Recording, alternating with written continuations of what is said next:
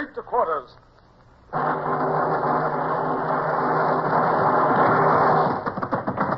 out the guns. Stand by the starboard battery. One broadside into it, if you please, Captain Bush. Pointers on target. Linstops ready. Aye, aye, sir. Ready. Fire!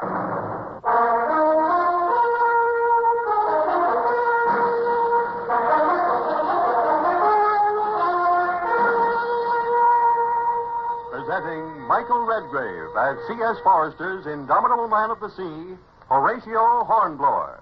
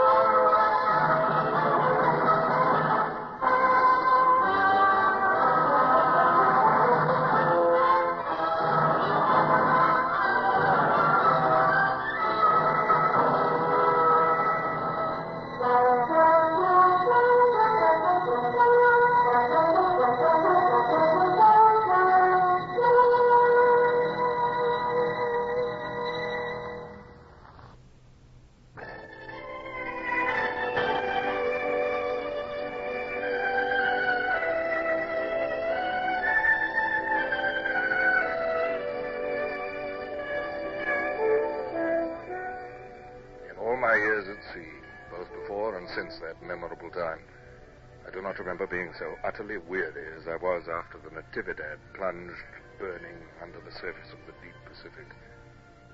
The accumulated strain of planning and fighting the action had worn me out so that I sank almost fainting into a hammock chair on the deck and slept as one drugged. It was the sun lifting clear over the horizon and blazing into my face that finally woke me. What is it? Oh, good heavens. I've slept all night. Good morning, sir. The wind's back round, and I'm holding our course close hauled. Morning, Mr. Bush. It's a miracle we can hold a course at all. Look at that rigging. Splices everywhere, and hardly a sail without shot holes in it. Yes, sir. She looks a tattered old vagabond.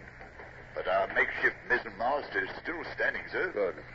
Those decks are still furrowed and grooved with shot. The sills are black with powder. There's an 18-pounder shot half buried in that bit of tough oak, sir, and when... Nevertheless, you've done wonders.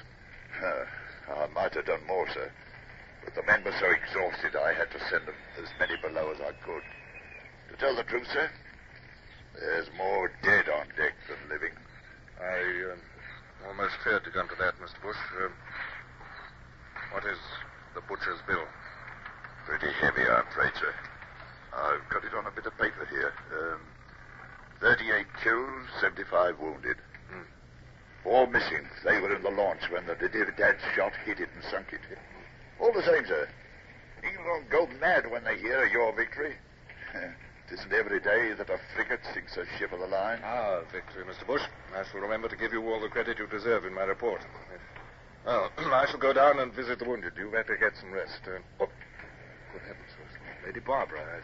I'd forgotten our passenger. Is she still in the orlop? As far as I know, sir. I've been too busy to see. Well, my steward will have looked after her. If high-born ladies use their position to force themselves into fighting ships, they must be prepared to face the consequences. To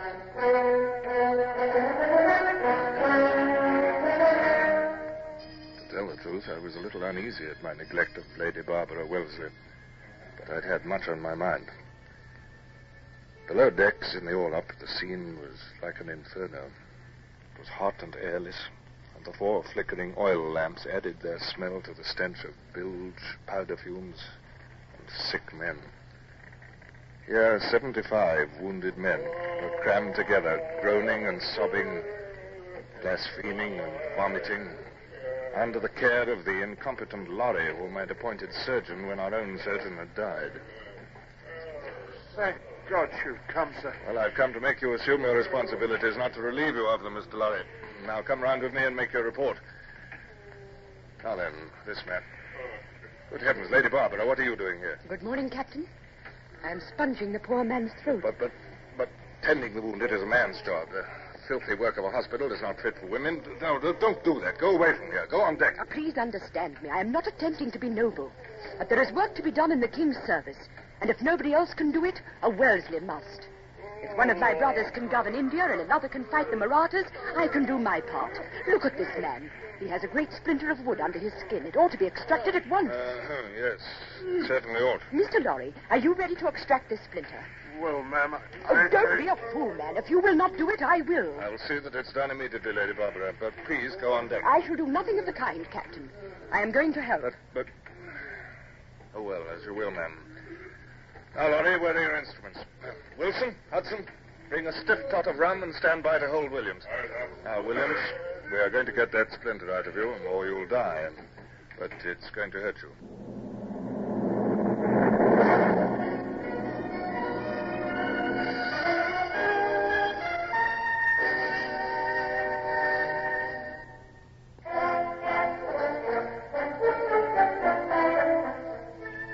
The fortnight which elapsed before we rounded Cape Marla was a grim period, though fortunately the weather held fair. Had we met gales, I could hardly have kept my leaking, battered ship afloat. Although some of the men became convalescent under Lady Barbara's care, gangrene, shock, and exhaustion was imposing upon me the daily task of sliding hammer-grabbed bundles overside into the blue Pacific. His ladyship's compliments, sir.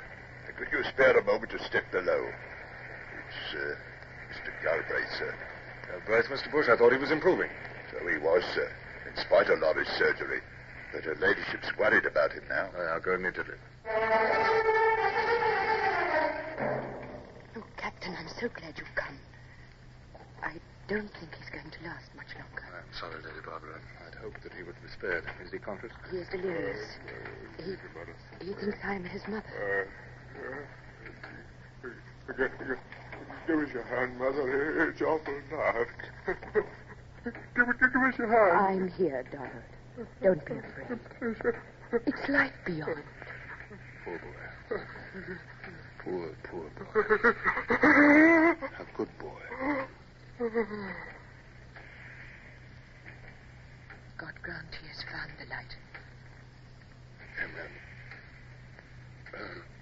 Lady Barbara, come away, if you please. Up on deck, the sun is shining. It is not fair, Captain. It is not fair. He was only a lad. He was not ready. Had it not been for you, there would have been many more such scenes. Lady Barbara, if I resented your presence on this ship, if I showed that resentment in any way, I humbly apologize. Ask you to forgive me. There is nothing to forgive. Let us go on deck. Why, Captain, we're in sight of land. Yes, ma'am. We're just entering the Gulf of Panama. The land on the port bow is the Pearl Islands. Sail. 2 points to windward. Can you make it out? Aye, sir. He looks like the Coast Guard lugger we met before. He's running game to us, sir. Is she a Spanish craft, Captain? Yes, Captain Manuel Diaz commanding. It was this same lugger that brought me the news that Spain was now our ally, and your letter requesting a passage on this ship. Oh, it seems 100 years ago instead of but a few weeks. And now here we are almost back in Panama, which I thought never to see again. I would prefer not to see it, ma'am, especially if the yellow fever still rages there. Yet if I do not refit and provision, the ship will sink under my feet. She's sending a boat over, sir. Looks like the same officer we met before. It is. I recognize him. Well, he should be pleased that we've accomplished our mission and destroyed the Natividad. Stand by. He's coming aboard. Good morning. Good morning, Captain.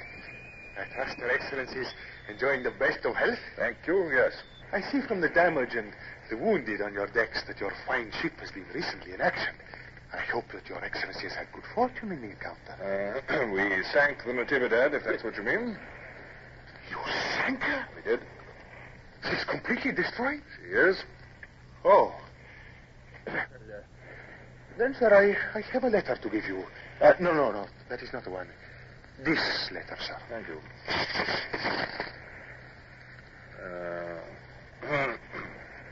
You are aware of the contents of this letter, sir? I am, sir.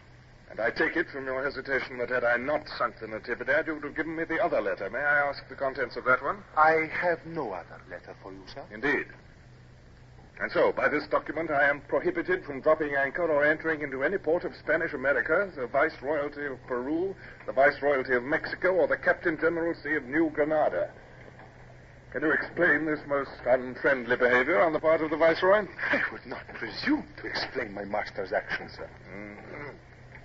Whatever I think of this action, it's not compatible with the dignity of a British officer to bandy words with you about it. Indeed. My compliments to your master. I will call at no port on the Spanish Main. Please convey to His Excellency my lively sense of gratitude at the courtesy with which I have been treated, and my pleasure at this further proof of the good relations between the governments of which we have the good fortune to be subjects. And now, sir, I have much to attend to. You have my permission to return to your ship.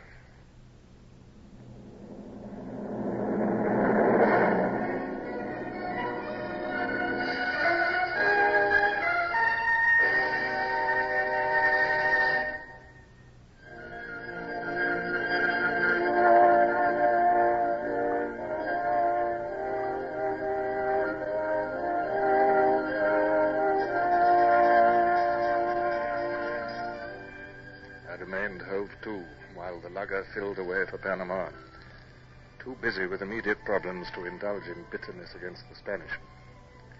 At a pinch, I could make my stores last out until I reached St. Helena or Gibraltar, but there was no hope of facing the storms of Cape Horn with my ship leaking and jury-rigged.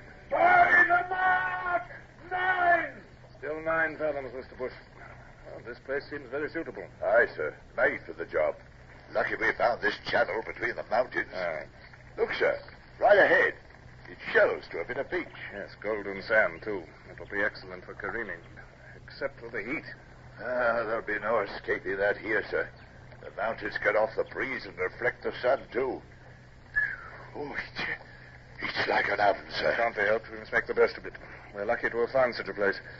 And now, Mr. Bush, time is important. We must work like Trojans to make ourselves secure before the Spaniards discover our hiding place. Call back the cutter. We'll anchor here while you and I go ashore to explore.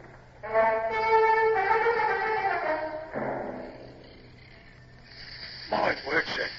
It's an absolute jungle. No human foot has ever trod here. I imagine not. But let the escort keep a sharp lookout, nevertheless.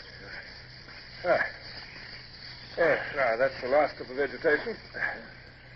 Another sharp scramble up these rocks, and we shall have a view of the whole bay. As I thought, Mr. Bush, these headlands make a natural fort. 2 of our 18-pounders up here, and no ship shall dare to approach through the channel. 18-pounders, sir, but they weigh 2 tons apiece. Yes, rigging tackles and swaying them up here in this heat should keep the men amused until we're ready to lay the ship over and begin the serious work.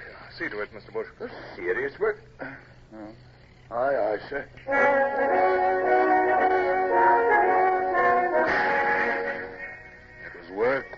Work, night and day, until we were all dropping with weariness. When all repairs for the ship were done, she had to be loaded again, the guns brought aboard, and the rigging re-rove and set up. But when I stood once more on the deck with a staunch ship beneath me and a broadside which could fire, I was happy again and could snap my fingers at every Spaniard in the Pacific. In all these weeks of labor, I'd had no time to spare for Lady Barbara.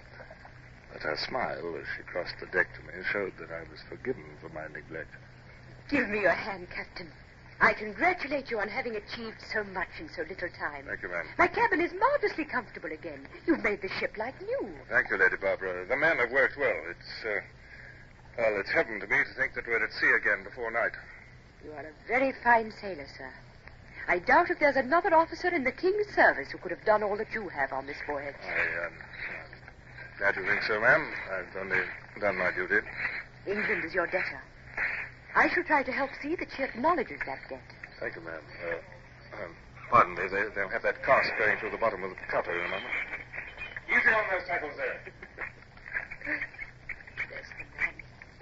He was almost human for a while.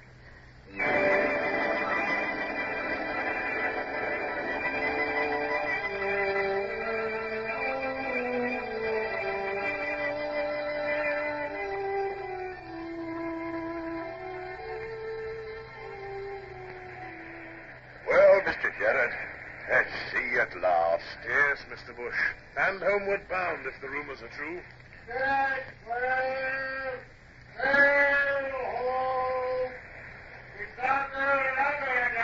Lost that lugger. Twice we met her, and twice she's brought that news. What is it now, I wonder? She's making for us anyway.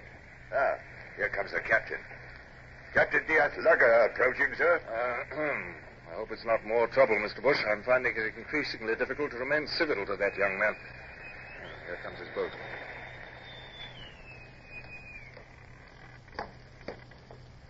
Good day to you, Captain Diaz. Have you brought me some more amiable letters? No, only to see you, sir. I congratulate you on the amazing difference in your ship since I was last aboard. How were you able to effect such repairs? I know you have not been into port. The British Navy, sir, takes but small heed of such trifles as a refit. Oh. To what do I owe the honor of your visit? I wondered, sir, whether you would honor me by visiting my ship. I should be able to show you something of interest which would demonstrate our ability to continue without your assistance. What is it you wish to show me? I would prefer to surprise you, sir. Will you not oblige me? I assure you I intend no treachery.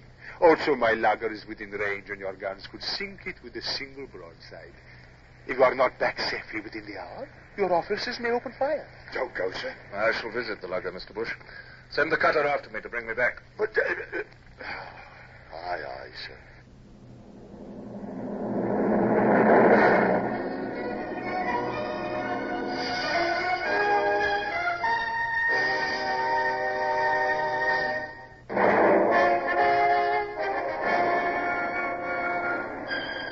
I refused to lower my dignity by displaying undue curiosity about the surprise awaiting me. He led the way to the foredeck.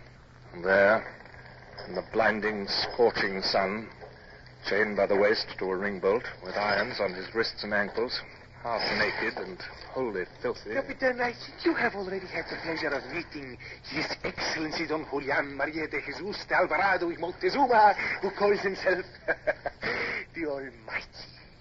El Supremo, the half-mad fanatic whose rebellion against the Spanish I had been sent to assist, and against whom I'd been ordered to turn when the Spanish had become our allies.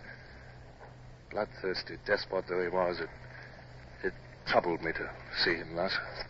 You notice, Captain Hornblower, that I wear these chains now. It is a whim of mine. Do you not think they set off my figure? Yes, they do. We are on our way to Panama, where I shall mount the throne of the world. They speak of a gallows awaiting us on the bastion of the citadel. That will be the framework of my throne. Golden it will be, with diamond stars and a turquoise booth. Only El Supremo is left to govern from his golden throne. His throne. His throne. Chains. These are chains. Why am I chained? I, the Almighty. No God. Amusing, Captain, is it not? Oh, he will sometimes struggle and shout for 24 hours without stopping. Amusing? Captain Diaz, this filthy cruelty is a shame to you, is a stain to your nation. Well, you mean you're going to hang him, mad as he is, with no chance of making his peace with God? Mad or sane, sir, rebels must hang. Your Excellency must know that as well as I do. Then for God's sake, hang him and cease torturing him. We are very glad you have returned, Captain. I hope the promised surprise was a pleasant one. A trifle, ma'am. These simple things, you know, amuse these Spaniards. Something is troubling you, Captain. You look pale. Pardon me, ma'am. I must go below.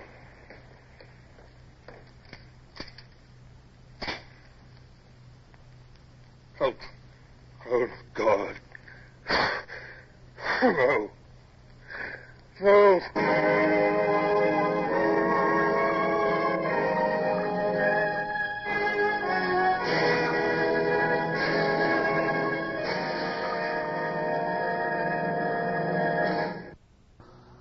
Horatio Hornblower, starring Michael Redgrave, is based on the novels by C.S. Forrester.